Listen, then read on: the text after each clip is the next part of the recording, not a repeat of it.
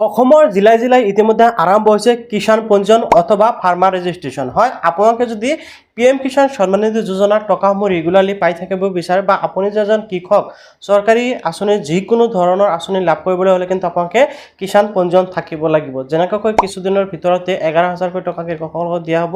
যদি আপোনালোকে সেই আঁচনিসমূহ ধন লাভ কৰিব বিচাৰে তেনেক্ষেত্ৰত কিন্তু আপোনালোকে এই ফাৰ্মাৰ ৰেজিষ্ট্ৰেশ্যন বা আপোনালোকে কিষাণ পঞ্জীয়নটো কৰা থাকিব লাগিব। অৰ্থাৎ আপোনালোকৰ ফাৰ্মাৰ ৰেজিষ্ট্ৰেশ্যন হোৱাটো অতিকৈ বাঞ্ছনীয়। গতিকে ইতিমধ্যে কিন্তু সমগ্ৰ অসমতে কিন্তু কিষাণ পঞ্জীয়নৰ প্ৰক্ৰিয়া আৰম্ভ হৈ গৈছে। সেয়ে আপোনালোকক আজিৰ এই ভিডিঅ'ৰ জৰিয়তে আপোনালোকক দেখুৱাম যে আপোনালোকে কেনেকৈ অনলাইন যোগে আপোনাৰ মোবাইলৰ সহায়ত আপোনালোকে ফাৰ্মাৰ ৰেজিষ্ট্ৰেশ্যন বা কিষাণ পঞ্জীয়নটো কৰিব পাৰিব। যদি আপোনালোকে বিচাৰে আপুনি অনলাইনতো কৰিব পাৰিব আৰু যদি আপোনালোকে নিজে কৰিবলৈ অসুবিধা পায় তেনেক্ষেত্ৰত আপোনালোকৰ ওচৰে পাছৰে যিসমূহ CSC চেণ্টাৰ আছে সেইসমূহত গৈ আপোনালোকে কিষাণ পঞ্জীয়ন কৰিব পাৰিব অথবা আপোনালোকৰ গাঁও পঞ্চায়ত বা আপোনালোকৰ BCTCত গৈ কিন্তু আপোনালোকে কিষাণ পঞ্জীয়নটো কৰিব পাৰিব।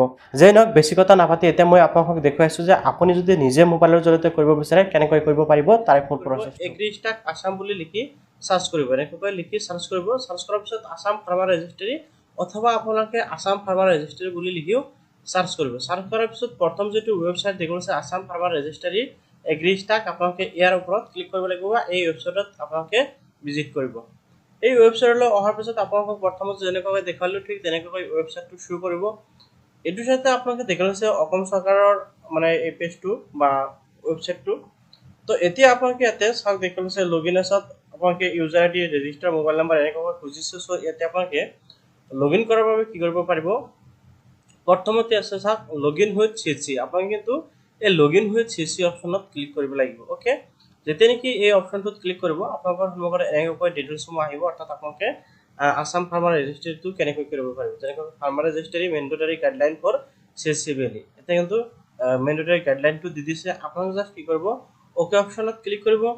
ওকে অপচনত ক্লিক কৰাৰ পিছত আপোনালোকৰ সন্মুখত এনেকৈ আহি যাব। এতিয়া আপোনালোকে কি কৰিব লাগিব এটা CSC আইডি আৰু ইয়াতে পাছৱৰ্ড দিব লাগিব আৰু ক্যাপচাটো বহাই আপোনালোকে সাইন ইন কৰিব লাগিব। তো এতিয়া চাওক আপোনালোকৰ বহুতৰ মনত প্ৰশ্ন আহিব যে ইয়াতে CSC আইডিৰ পাছৱৰ্ড ক'ত পাম। তো আপোনালোকে কি কৰিব মোৰ টেলিগ্ৰামত যোগাযোগ কৰিব। মই আপোনালোকক CSC আইডিৰ পাছৱৰ্ডটো প্ৰভাইড কৰি দিম। যদি ডাইৰেক্ট ভিডিওটো ডেসক্ৰিপচনত দি দিও তেনেক্ষেত্ৰত বহুতেই বহুত ধৰণৰ প্ৰবলেম কৰে, পাছৱৰ্ডটো চেঞ্জ কৰি দিয়ে, কিবা কিবি কৰি থাকে, যাৰ বাবে মই ডাইৰেক্ট CSC আইডিটো আপোনালোকক এতিয়া দিয়া নাই। আগৰ কেইবাটাও ভিডিওত মই দি বহুত ধৰণৰ সমস্যাৰ সন্মুখীন হৈছো। সো যাৰ বাবে মই ডাইৰেক্ট আইডিয়াৰ পাছৱৰ্ড দিয়া নাই।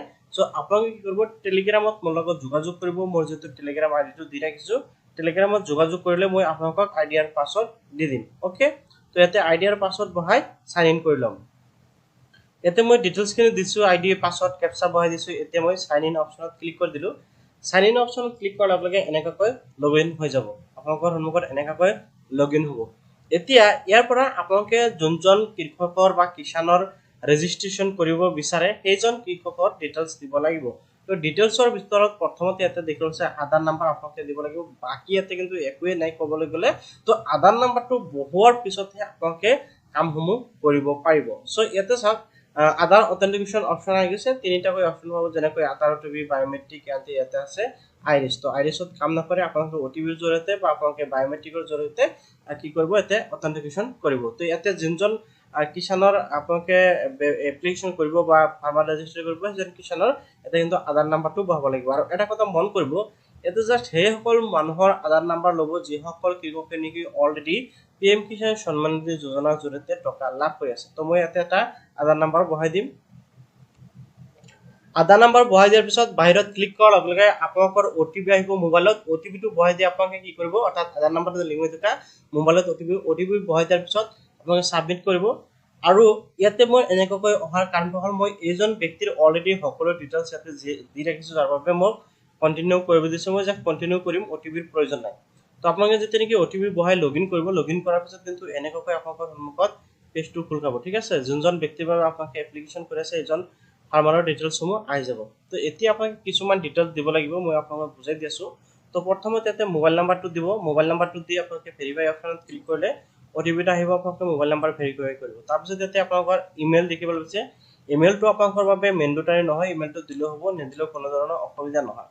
এণ্ড আপোনালোকে স্ক্ৰল ডাউন হৈ আহিব। স্ক্ৰল ডাউন হৈ আহি ইয়াতে কিন্তু ফাৰ্মাৰ ডিটেইলছ দিব লাগিব। যেনেকৈ ফাৰ্মাৰ ডিটেইলছসমূহ কিন্তু ইয়াৰ পৰা আপোনাৰ আধাৰ কাৰ্ডৰ পৰা অটোমেটিকলি ডিটেক্ট কৰি ল'ব। যেনেকৈ ইয়াতে আপোনাৰ নামটো আহি যাব লগতে ইয়াতে ফাৰ্মাৰ নেম মানে লোকেল লেংগুৱেজ অৰ্থাৎ অসমীয়াত আহিব। তাৰপিছত ইয়াতে জেণ্ডাৰ দিব, ইয়াতে আপোনালোকৰ category ST SC OBC general আপোনালোকৰ যোনটো হয় দিব। Date of birth and age automatically ল'ব আধাৰ কাৰ্ডৰ পৰা। তাৰপিছত ইয়াতে চাওক কেয়াৰ অফ টাইপটো ইয়াতে কিন্তু ফাদাৰ্ছ নেম বা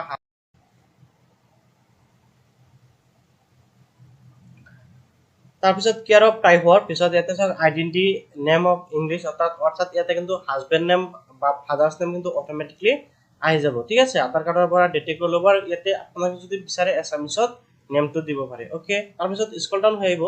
স্ক্ৰল ডাউন হৈ আহিলে ইয়াতে কিন্তু আধাৰ কাৰ্ডৰ পৰা আপোনাৰ ফটোটো অলৰেডি অট'মেটিকলি ল'ব। ঠিক আছে, তাৰপিছত ৰেচিডেণ্ট ডিটেইলছ আপোনালোকে দেখিবলৈ পাইছে। আপোনালোকৰ ৰেচিডেণ্ট ডিটেইলছত আপোনালোকে ৰুৰেল এৰিয়াৰ পৰা হয়নে আৰবানৰ পৰা হয় আপোনালোকে চিলেক্ট কৰিব লাগিব। ইয়াতে আপোনালোকৰ এড্ৰেছটো দিব লাগিব। ইয়াতে আপোনালোকৰ এড্ৰেছ এছামিছ লেংগুৱেজত দিব পাৰিব। ষ্টেটটো আপোনালোকে চিলেক্ট কৰিব এণ্ড ডিষ্ট্ৰিক্ট। তাৰপিছত আপোনালোকৰ চাব ডিষ্ট্ৰিক্ট এণ্ড ভিলেজ নেম আপোনালোকে চিলেক্ট কৰি দিব। পিনক'ড আপোনালোকে দিব লাগিব। ঠিক আছে, তাৰপিছত ইয়াতে আপোনালোকে মানে মাটিৰ ডিটেইলছসমূহ দিব লাগিব। ইয়াতে চাওক আপোনালোকে দিব গৈছে লেণ্ড অনাৰশ্বিপ ডিটেইলছ। আপোনালোকে ইয়াতে ক্লিক কৰাৰ পিছত ইয়াতে আপোনালোকে অনাৰশ্বিপ এণ্ড আপোনালোকে কিবা এটা অপশ্যন পাব। তো আপোনালোকে কি কৰিব, অনাৰশ্বিপত ক্লিক কৰিব লাগিব। তাৰপিছত ইয়াতে চাওক আপোনালোকৰ অকুপেশ্যন ডিটেইলছসমূহ দিব লাগিব, যেনেকৈ মই এগ্ৰিকালচাৰ লেণ্ড লয়িং ফাৰ্মিং এনেকৈ দিছোঁ। তাৰপিছত এনেকৈ ডিটেইলছসমূহ দিয়াৰ পিছত ইয়াতে কিন্তু আপোনালোকে আপোনালোকৰ যিখিনি মাটি আছে মাটিৰ ডিটেইলছসমূহ দিব লাগিব। যেনেকৈ ইয়াতে ষ্টেটটো চিলেক্ট কৰিলে, ডিষ্ট্ৰিক্ট চিলেক্ট কৰাৰ পিছত ভিলেজ চিলেক্ট কৰিব। তাৰপিছত আপোনালোকৰ ছাৰ্ভে নাম্বাৰ আৰু ছাৰ্ভে নাম্বাৰ দিয়াৰ পিছত আপোনালোকে ইয়াতে অনাৰ নাম্বাৰ আপোনালোকে দিব লাগিব। এণ্ড আপোনালোকে এই ডিটেইলছসমূহ দিয়াৰ পিছত স্ক্ৰল ডাউন কৰিব। স্ক্ৰল ডাউন কৰাৰ পিছত ইয়াতে চাওক মাৰ্জিনেল ফাৰ্মাৰ হেভিং লেণ্ড অৰ্থাৎ আপুনি যে খেতি কৰে সেই খেতিৰ কিমান পৰিমাণ মাটিত খেতি কৰে হেক্টৰ হিচাপত কিন্তু আপোনালোকক ইয়াতে দিবলৈ দিছে। অ'কে, আপোনালোকে সেইসমূহ ইয়াতে দিব লাগিব। তাৰপিছত আপোনালোকে স্ক্ৰল ডাউন কৰি আহিলে আপোনালোকে কিন্তু ছ'চিয়েল ৰেজিষ্টাৰ্ড ডিটেইলছসমূহ আপোনালোকৰ যদি আছে দিব, অন্যথা নিদিলেও কোনো ধৰণৰ প্ৰব্লেম নাই। ঠিক আছে, এই ডিটেইলছসমূহ দিব। তাৰপিছত আপোনালোকে সকলো দিয়াৰ পিছত ডিপাৰ্টমেণ্ট অফ এপ্ৰুভেল যিটো আছে সেইটো হ'ল ৰেভিনিউ আপোনালোকে দিব। ৰেভিনিউৰ পৰা যিটো চাৰ্কাৰৰ পৰা হেৰি কৰা হয় এপ্ৰুভ কৰে। তাৰপিছত আপোনালোকে স্ক্ৰল ডাউন হৈ আহিব। স্ক্ৰল ডাউন হৈ আহি দুটাকৈ অপশ্যন পাব। এই দুটা অপশ্যনত কিন্তু আপোনালোকে কি কৰিব লাগিব, টিক লগাই দিব লাগিব। অ'কে, টিক লগাই দিয়াৰ পিছত আপোনালোকে এইটো অপশ্যন যিটো দেখুৱাই আছে ছেভ অপশ্যন, আপোনালোকে জাষ্ট এই ছেভ অপশ্যনত ক্লিক কৰিব। অ'কে, ছেভ অপশ্যনত ক্লিক কৰাৰ পিছত আপোনালোকে দেখিবলৈ পাব ফাৰ্মাৰ ৰেজিষ্ট্ৰি পেমেণ্ট, অৰ্থাৎ ইয়াৰ পৰা আপোনালোকে পেমেণ্ট কৰিব লাগিব।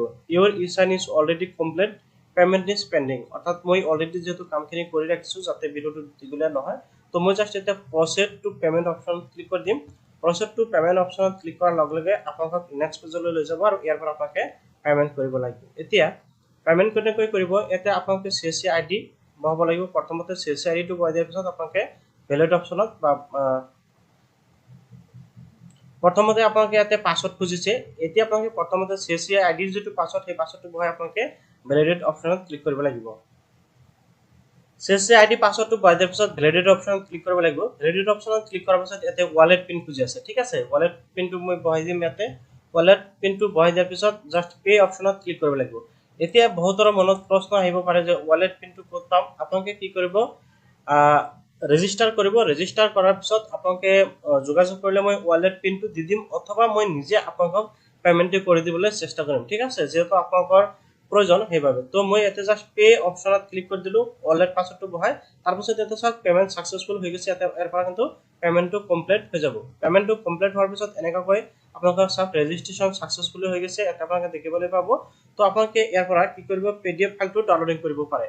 এতিয়া অ'কে অপশ্যনত ক্লিক নকৰাকৈ আপোনালোকে জাষ্ট ডাউনলোড PDF অপশ্যনত ক্লিক কৰি দিব। PDF ডাউনলোড অপশ্যনত ক্লিক কৰাৰ পিছত আপোনালোকৰ ফাইলটো কিন্তু ইয়াতে ডাউনলোডিং হৈ যাব, এনেকুৱাকৈ প্ৰিভিউ হৈ আহি যাব দেখিবলৈ পাইছে। মই জাষ্ট এইটো ছেভ কৰি ল'ম। অ'কে, এইটো প্ৰয়োজন হ'ব।